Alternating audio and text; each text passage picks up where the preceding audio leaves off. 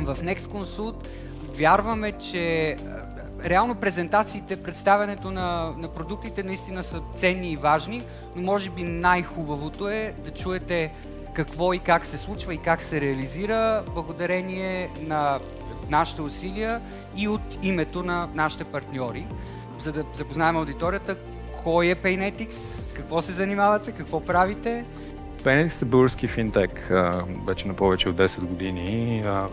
Предлагаме инфраструктурни решения за разплащане в сферата на издаване на карти, виртуални, физически, издаване на сметки, изграждане на мобилни портфейли. Като клиентско портфолио по-популярни планове работим с PayHawk, тук е известен български юникорн, нали, така наречен. Наш партньор също, да. Точно така. Weaver и в случая вас по линия на CRM.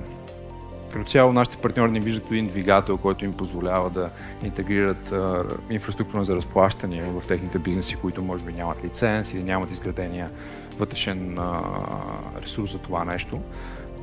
Имаме офис в София, около 150 човека сме в момента тук, имаме офис в Лондон, имаме двоен лиценз за опериране в Европа, Централна икономическа зона, UK също така. Тоест, това са ни основните пазари, на които работим. Ние сме в силно регулирана среда, т.е.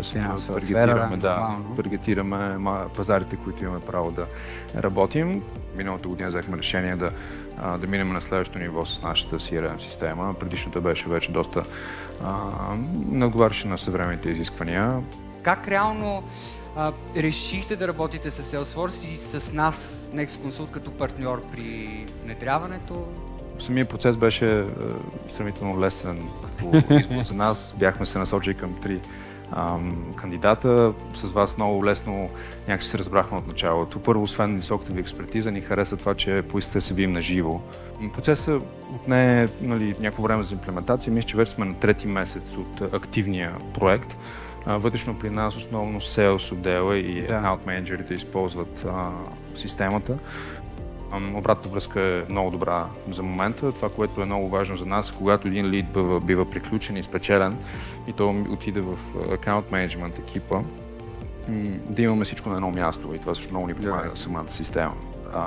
Когато има нов човек, който трябва да бъде бързо обучен или нов човек влиза в екипа, много лесно той изтегля репорт, примерно за даден клиент, какво се случи в началото, първата стъпка до края. И това е нещо, което наистина виждаме огромна разлика и улеснява нашите процеси и скоростта, с която действаме. Супер, радвам се, че сте се справили с това да груба дума ще използвам да накарате екипа да ползва системата, защото това е един ценен момент от една имплементация. Между другото, да, в момента. Супер, да си говоря с тях, те са щастливи, че някакси им улеснява живота, пък всички са печеливши. Това е смисъла на занятието. Сега сигурно има някаква доза страх у някои хора, не знам.